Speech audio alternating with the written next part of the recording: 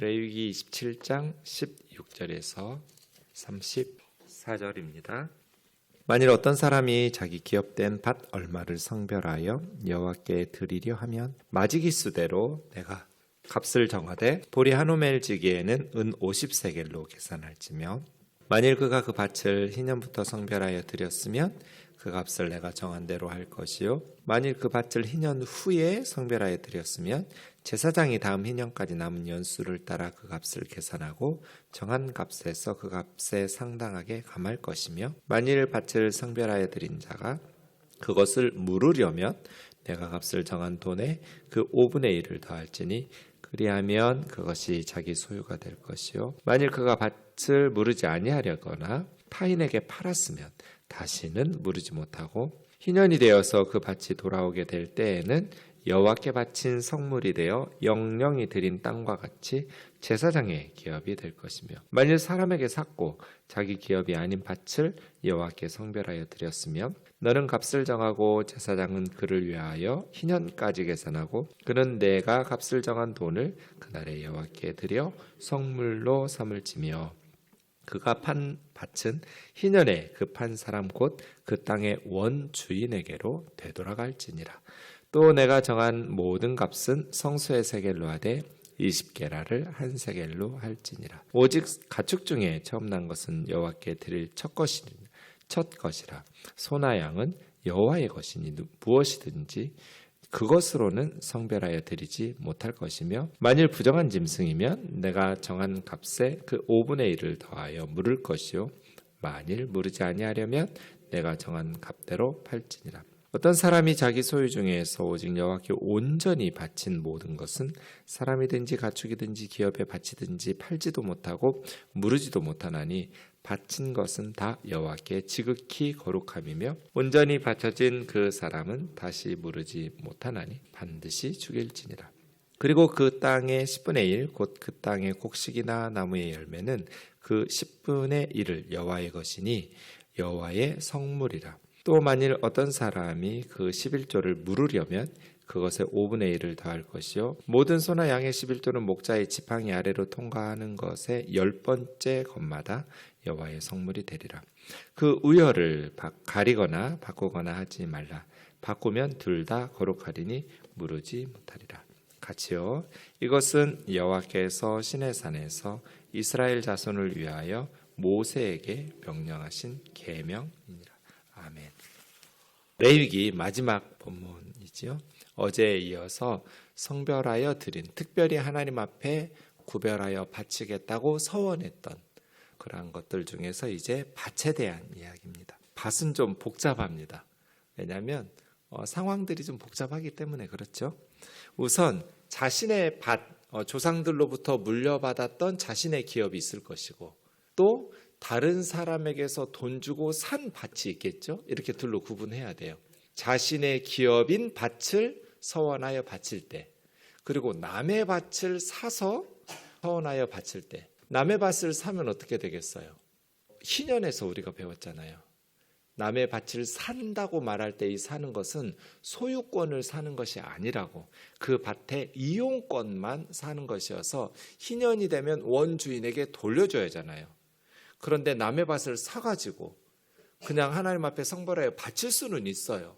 그런데 희년이 될 때도 계속해서 제사장이 저 사람이 너희 밭을 사가지고 우리에게 바쳤어. 그러니까 제사장의 기업이야. 이제 성소에 속한 땅이야. 이렇게 주장하면 안 되는 거예요. 원주인에게 희년이 되면 돌려줘야 돼요. 그래서 내 기업에 바친가 아니면 남의 것을 돈 주고 사서 취득한 밭인가에 따라서 구분해야겠죠. 자신의 기업에 바치라고 해도 좀 여러 가지 상황이 있을 수 있어요. 우선 16절에 보면 자기 기업된 밭의 얼마를 성말하여 여호와께 드리려면 마지기수대로 값을 모세한테 정하도록 했는데 보리 한 호멜지기에 은 50세겔로 계산하라. 이 마지기수라고 번역한 것은 원래는 제르오라고 해서 제라가 씨앗이거든요. 씨앗. 그래서 제르오 하면 씨를 뿌리는 것. 그러니까 계산을 어떻게 하냐면 씨앗을 뿌리는 넓이에 따라서 파종의 분량에 따라서 계산하는 거예요. 그러니까 밭값이 훨씬 싸지겠죠. 왜냐하면 파종해서 수확할 때는 훨씬 더 많이 거둬들일 거잖아요. 근데 그 밭을 계산할 때 수확량에 따라서 밭값을 계산하면 훨씬 비싸지게 되겠죠. 근데 파종한 양에 따라서 밭값을 계산하면 훨씬 밭값의 가격이 저렴해지겠죠. 왜? 씨 뿌리는 파종량에 따라서 계산하게 했을까요? 밭을 바치더라도 만약에 수확량에 따라서 하면 그 똑같은 넓이의 밭이라도 굉장히 비싸질 텐데 그러면 무르기 하기가 힘들어져요. 하나님 앞에 서원해서 바쳤다가 뭐 여러 가지 가정의 상황에 따라서 이걸 다시 우리 것으로 가져와야겠다. 하나님 앞에 더 이상 드리지 못하겠다라고 생각하면 희년 때까지 기다릴 수 없겠다라고 생각하면 다시 물러야 되잖아요. 근데 무르기를 할 때 그 밭값이 비싸버리면 수확량에 따라서 밭값이 책정돼 버리면 무르기 하기가 굉장히 경제적으로 부담스러워서 불가능해져요. 그래서 뿌린 파종량에 따라서 밭값을 계산하는 거예요. 그럼 밭값이 훨씬 저렴해지는 거죠. 무르기 할 마음이 생겼을 때 그 가정이 쉽게 밭을 다시 무르기해서 자기의 소유로 삼을 수 있도록 저렴하게 파종량에 따라서 밭값을 계산하여 하나님 앞에. 그래서 이제 한 호멜지기, 호멜이라는 건 나귀란 단어거든요. 그러니까 나귀 한 마리가 짊어지고 갈 수 있는 무게의 양, 그만큼의 부피를 한 호멜지기라고 그래요. 한 마리 나귀가 짊어지고 갈 수 있을 만큼의 양. 그 씨앗이 220리터쯤이에요. 220리터쯤을 씨앗을 뿌리면 이렇게 대충 값이 나오겠죠. 그때 은 50세겔. 네. 이렇게 정해놓고 은 50세겔이라는 것은 굉장히 많다고 그랬죠. 네. 근데 50년 동안의 50세겔이에요. 그러니까 1년이면 1세겔이에요. 희년이 50년이잖아요. 그래서 그 다음 17절부터 보면 희년에 성별해서 바쳤어요. 그럼 그 다음 희년 돌아올 때까지 최장기간 50년은 하나님 앞에 바칠 수 있잖아요. 근데 여러분 논이나 밭을 바쳤어요. 바치면 제사장들이 농사를 지을 수는 없잖아요. 그럼 이 바쳐진 밭을 누가 농사를 지어요? 제사장들이나 레위인들은 성전에서 섬겨야지 농사 짓는 사람들 아니니까. 보통 바친 밭의 주인이 농사를 지으면서 하나님의 것을 농사 지어서 그 다음 1년에 1세겔씩 주면 되잖아요. 전체 50년 동안 50세겔. 한 호멜지기의 넓이의 경우 이렇단 말이에요. 그리고 그럼 이제 희년이 지난 후면 어떻게 되겠어요? 희년에 바쳤으면 1년에 1세겔씩 50세겔이지만 50년 동안 뭐 한 10년 지났어요. 희년이. 그러면 40세겔만 바치겠죠. 1년에 1세겔씩이니까. 무르기에 따라서도 그 밭값이 다르겠죠. 희년이 가까우면 밭값이 점점 싸질 거예요. 희년이 몇 년 안 남으면. 그러니까 무르기 하기가 훨씬 쉽겠죠. 희년까지 남은 가격만 차감하고 나서 남은 가격만 지불하고 무르기 하려면 그 가격에 5분의 1 더해서. 그러니까 희년이 가까울수록 기업 무르기, 밭 무르기 하기가 더 저렴해지니까 쉬워지겠죠. 이런 방식이에요. 자기 기업일 경우.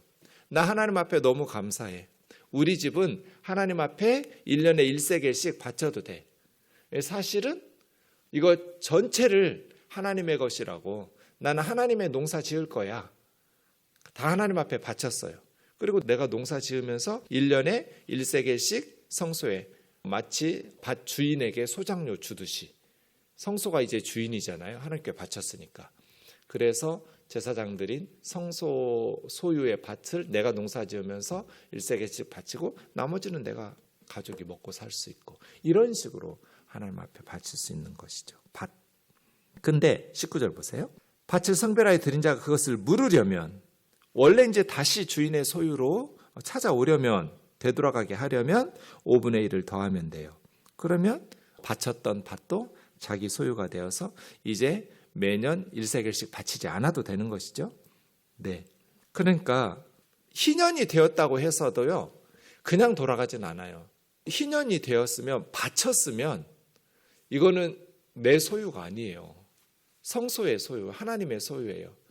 그래서 희년이 되어서 희년이 가까울 때 어쨌든 이제 우리 소유로 돌아와야겠다 할 때는 값을 지불하고 무르기를 해야 돼요.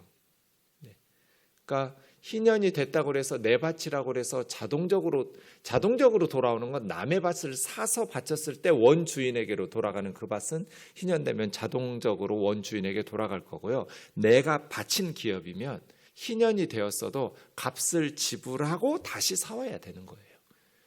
네, 희년이 되었다고 해서 주인에게 자동으로 돌아가진 않아요. 근데 20절 보세요. 그 밭을 무르지 않거나 그럼 이제 영원히 성소의 소유가 되게 하겠다는 거잖아요. 그 다음에 서원했는데 타인에게 팔았어요. 그러니까 해마다 성소에 1세겔씩 바치면 되는데 나는 계속해서 그렇게 하겠다고. 우리 집으로 이 밭을 무르게 하지 않겠다고.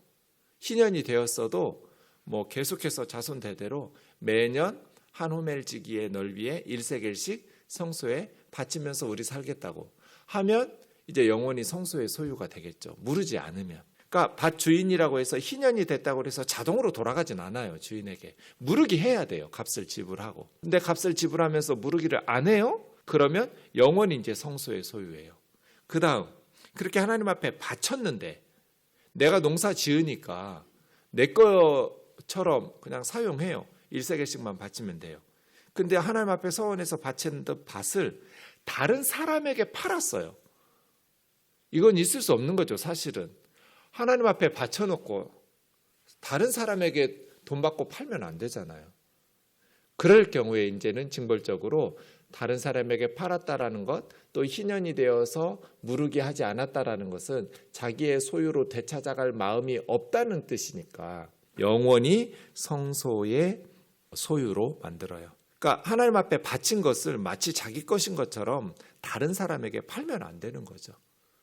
네, 하나님 앞에 바쳤으면 내 뜻대로 타인에게 팔 수 없다. 뭐 다시 팔고 싶으면 무르게 해서 가져온 후에 팔면 되죠. 그때는 내 것이니까. 이런 방식이에요.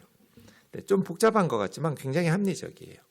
그 다음 남의 밭 22절에 다른 사람에게서 밭을 사서 하나님 앞에 성별하여 드렸을 경우 모세가 값을 정하고 희년 때까지 계산해서 희년이 얼마 남았는지 계산해서 1년에 1세겔씩 계산해서 드리면 되는 거죠. 그런데 그 값은 그날에 23절 끝에 보면 바친 날에 바로 돈을 드려야 돼요. 그가 판 값은 희년에 그 판 원주인에게 되돌아줘야 돼요. 하나님께 바쳤다고 해서 무조건 가져가면 안 돼요. 하나님 거야 이러면 안 돼요. 남의 밭을 사서 바쳤으면 희년이 되면 원 밭의 주인에게로 돌려줘야 돼요. 아무리 하나님 앞에 바쳤다 할지라도 희년의 정신은 지켜져야 돼요. 당연하죠.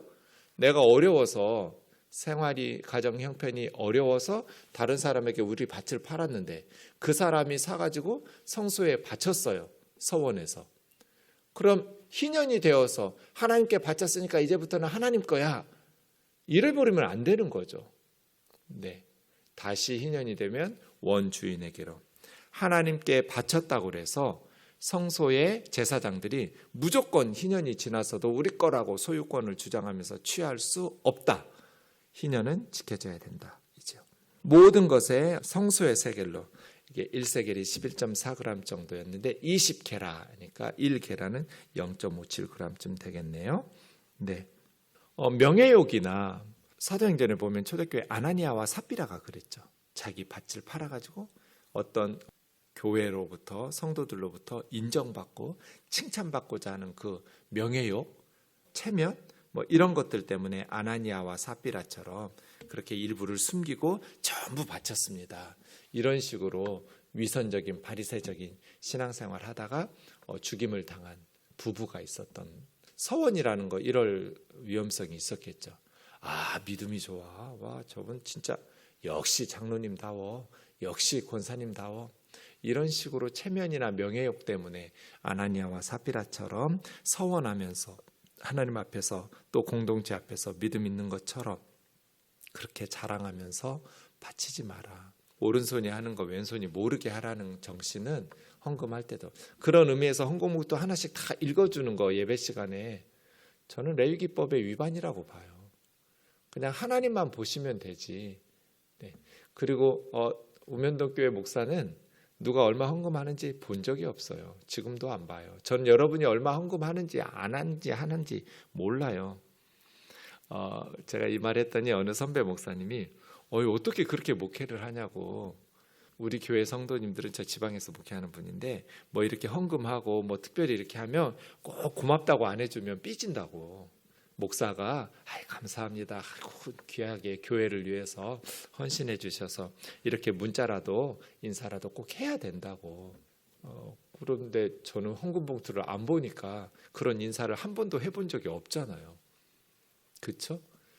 그러니까 여러분 미리 말씀드리는 거예요. 상처받지 말라고. 제가 몰라서 안 하는 거지 안 하고 싶어서 안 하는 게 아니라고요. 왜냐하면 여러분이 얼마 헌금하는지를 보게 되면 제 머릿속에 기억에 남아요. 제가 바보도 아니고 뭐 그거 다 기억은 못하겠지만 그 기억 못하겠어요. 매주 보는데. 그러면 제가 여러분 대할 때 마음이 불편해져요. 정죄하는 마음, 판단하는 마음이 생길 거잖아요. 와, 저분은 믿음이 좋은 줄 알았더니 헌금도 안 하고, 저분은 믿음이 없는 줄 알았더니 헌금을 많이 해. 이런 마음이 인간이니까 목사 마음에 생기지 않겠어요? 그래서 저는 그릇이 안 돼서 그 선배 목사님한테도 그랬어요. 나는 처음에 신학교에서 가르쳐준 대로 헌금 봉투 하나하나 보면서 기도해 줬었는데 매주 해보니까 내가 그 그릇이 안 되더라고. 성도님들 대할 때 차별하는 마음, 내 속에 죄를 겉으로 티는 안 내죠. 제가 바보도 아니고 티 내겠어요. 근데 내 마음속으로 죄를 짓고 있는 것을 내 스스로 나는 그릇이 안 되는구나. 그렇게 해서 그런 걸 다 보면서도 그냥 똑같이 차별하지 않고 교우들을 대해야 되는데 그럴 그릇이 못 되니까 저는 아예 보지를 말아야겠구나. 이렇게 생각하는 거죠. 여러분 목사에게 보일 필요도 없고요. 자랑할 필요도 없고요. 여러분 그냥 하나님께 감사해서 교회 사랑해서 하나님의 나라를 섬기고 하나님의 일들을 하려고 하나님께 드린 거잖아요. 목사한테 인정받고 감사하다는 이야기 듣고 성도들로부터 믿음 줬다는 그럴 필요가 뭐가 있어요? 하나님께 바쳤는데. 사람에게 칭찬받으면 하나님이 여러분을 복 주실 게 없잖아요. 예수님 말씀이잖아요. 이미 사람들한테 다 받아버렸어요. 하나님이 어떻게 주세요? 그래서 저는 하나님께 여러분 복 받으라고 제가 고맙단 말 안 하는 거예요. 아예 보지를 않아요.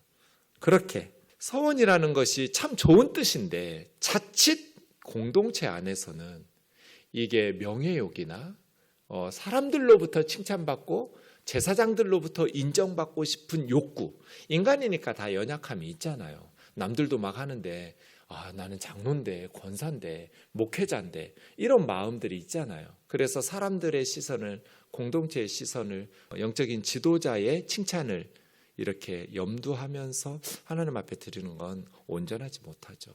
그런 의미에서 여러분이 무리하게, 우리 교회는 서원에서 바치는 작정금은 시키지도 않고 시켜본 적도 없지만 여러분 마음으로 이렇게 기도하면서 할 때도 하나님 앞에서 최선을 다해서 절약하고 아껴 쓰면 돼요. 그리고 최선을 다해서 선교와 구제를 위해서 하나님 앞에 많이 드리면 돼요. 또 교회는 한 푼도 헛군데 쓰지 말고 그 성도들의 피와 땀이 묻어있는 헌금 한 푼 하기 위해서 얼마나 고생해요. 교우들이 얼마나 아껴 써야 돼요. 교회 안 다니는 사람들은 좀 여유 있게 생활비를 쓸 수 있지만 예수 믿고 교회 다니는 우리들은 얼마나 아껴 쓰고 헌금하려고 안 믿는 사람들보다 더 절약하면서 살아야 되잖아요. 이런 헌금을 교회에서 운영할 때 교회 운영위원회와 재정국이나 당회에서는 정말 아껴 쓰고 그래서 제가 함부로 돈을 못 쓰는 거예요. 헌금으로 살아가는 사람이니까 목회자는. 그것이 정말 소중하게 선교와 구제를 위해서 우선적으로 영혼을 살리고 생명을 살리는 일에 값지게 사용한다면 하나님께서 얼마나 기뻐하시겠어요. 그렇게 하면 되지 다른 사람들과 비교하거나 교회 공동체 안에서 내 체면 이러면 안 되는 거예요. 그런 면에서 한국교회는 참 헌금들을 많이 하는 것 같아요. 지금 세계에서 예수 믿는 사람 크리스찬 숫자가 제일 많은 나라가 어디일까요? 그리스도인의 숫자가 제일 많은 나라. 미국 같지만 아니요. 중국이에요. 숫자적으로 보면 중국의 그리스도인이 제일 많아요. 근데 중국 교회에 문제가 있어요. 성도들은 몇천 명, 몇만 명, 몇백 명 한 교회에 막 그렇게 모여요. 경제적으로 운영이 안 돼요. 교회가. 왜 그럴까요? 중국 성도님들이 이제 경제력도 좋아졌잖아요. 중국도. 헌금을 안 해요. 그래서 성도들 숫자는 많은데 교회 숫자가 많다는 건 뭐예요? 경비가 많이 들어간다는 거잖아요. 근데 헌금들을 안 하니까. 근데 중국 이제 목회자들 얘기 들어보면 어느 교우들 모임 있잖아요. 식당 같은 데 간단 말이에요. 그럴 때 내가 낼게요 하는 성도들은 너무 많대요. 그러니까 교회다가 헌금은 안 하는데 이제 자기 이름 내가 냈어 하면서 하는 어떤 체면 문화가 많은 거죠. 그래서 중국 교회들이 재정적으로 어려움을, 선교사도 많이 파송하는데 선교 후원을 재정적으로 안 해줘요. 그냥 사람만 보내요. 대부분 중국 교회들이 그래요. 그래서 버티지 못하고 다시 돌아오는 경우도 참 많다고 해요. 그런 것에 비하면 한국교회 성도님들은 참 물질을 드리고 하나님 앞에 드리려는 마음들, 그래서 교회를 사랑하는 그것이 말로만 끝나지 않고 물질로 해서 진짜 교회가 빚이 있거나 경제적으로 재정적으로 어려움을 당하면 성도들의 마음이 많이 무겁고 정말 우리 교회 염려하느라고 많이 마음고생들을 할 만큼 내 교회, 하나님께서 맡겨주신 교회에 대한 책임의식들이 참 많아서 목회하기가 너무 이렇게 미안할 정도로 고맙기도 하고 참 너무 우리 교우들이 귀하다 이런 생각들을 저뿐 아니라 한국교회 성도들 참 잘하는 것 같아요. 부탁하건대 여러분 가정 경제를 잘 운영하세요. 너무 무리하게 우리는 그러지도 않지만 체면이나 하나님 앞에서 여러분 스스로도 욕심껏 그렇게 무리하게 헌금하면서 여러분 아이들과 가정 경제가 어려움에 처하지 않도록 그렇게 지혜롭게 많이 주시면 아껴 쓰고 절약해서 선교 구제 많이 하는 건 좋은데 많이 주시면 많이 하고 조금 주셨으면 아껴 쓰고 또 조금 하고 그렇게 헌금하시면 될 것 같습니다. 26절부터는 이제 서원할 수 없는 것, 우선 초태생, 맨 처음 난 것은 하나님 거예요. 하나님 거 가지고 서원하면 되겠어요? 안 되겠어요? 안 되죠. 그거 원래 하나님 건데 사람이든지 뭐든지. 두 번째는 영원히 하나님 앞에 드린 헤렘이라고 그래요. 그러니까 이거는 이제 가나안 사람들을 영원히 진멸해라. 우상 숭배자들이거나 아니면 신성 모독자들이거나 이러한 자들. 그게 29절이에요. 온전히 바쳐진 사람, 이거는 하나님 앞에 서원해서 자기를 바쳐지겠다는 게 아니라 하나님 앞에 서원하면 반드시 죽일지니라 이런 게 아니라 그 사람을 이렇게 신성 모독했거나 아니면 우상 숭배했거나 이렇게 해서 다른 사람에게 영향을 미치지 못하도록 반드시 죽일지니라 이런 거거든요. 그래서 그렇게 이런 사람들을 헤렘이라고 하는데요. 온전히 바쳐진, 또 영원히 하나님 앞에 바친 사람이나 가축이나 밭도 있을 수 있어요. 영원히 바치겠다고. 그럼 무르기가 안 돼요. 영원히 바치겠다고 하나님 앞에 서원했을 경우. 그 다음 세 번째는 11조예요. 11조는 원래 하나님 거예요. 그런데 11조를 서원해서 바치면 되겠어요? 안 되겠어요? 안 되는 거죠. 초태생, 처음 태어난 사람이나 처음 태어난 동물이나 이건 다 하나님 거예요. 곡식도 마찬가지예요. 우리가 23장 14절에서 배웠거든요. 곡식이 처음 열매를 맺히면 하나님 앞에 한 단을 드리기 전에는 내가 먹으면 안 돼요. 먼저 추수했으면 첫 번째 단은 하나님 앞에 먼저 드리고 그 다음에 우리가 먹는 거거든요. 이렇게 초태생들은 다 하나님 거예요. 그러니 그건 서원해서 바치면 안 돼요. 11조 마찬가지죠. 네. 동물 같은 경우 목자의 지팡이로 하나 둘 셋 넷 하면서 10번째 것마다 11조예요. 11조는 세 가지 의미가 있죠. 하나는 모든 게 10분의 10이 다 하나님 겁니다 하는 나는 청직이라는 고백이에요. 내가 주인이 아니고 하나님의 것을 맡아 관리하는 청직입니다라는 고백이 11조예요. 10분의 1을 드림으로써 10분의 10이 다 하나님 거라고 고백하는 것이고, 두 번째는 제사장들과 레위인들의 생계를 지원하는 게 11조예요. 왜냐하면 제사장 지파인 레위 지파에는 땅 안 줬잖아요. 여호수아가 땅 줘야 되거든요. 레위 지파도. 근데 안 줬어요. 너희는 하나님의 일에 사역에 집중하라고. 그래서 나머지 지파에게 더 넓은 땅을 주면서 11조 바치게 해서 레위인과 제사장들이 그걸로 생활하게 했어요. 그러니까 11조는 주의 일을 하는 사람들의 생계를 보장하는 재정적 재원이기도 해요. 또 마지막 세 번째 11조는 어느 지역이든지 고아와 과부들을, 가난한 이들을 돌아보는 11조예요. 11조로 그 지역의 가난한 사람들을 먹이고 지원하고 구제하는 것, 어려운 이웃들을 돌보는 공동체 정신을 실천하는 것이기도 하죠.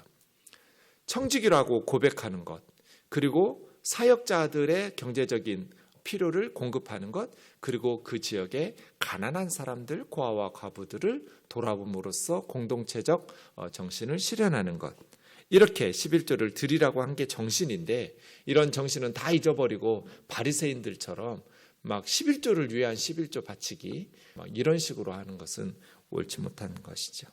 마지막 34절이네요. 여호와께서 시내산에서 이스라엘 자손을 위하여 모세에게 명령하신, 모세를 통해서 권위 있게 하나님께서 명령하신 계명.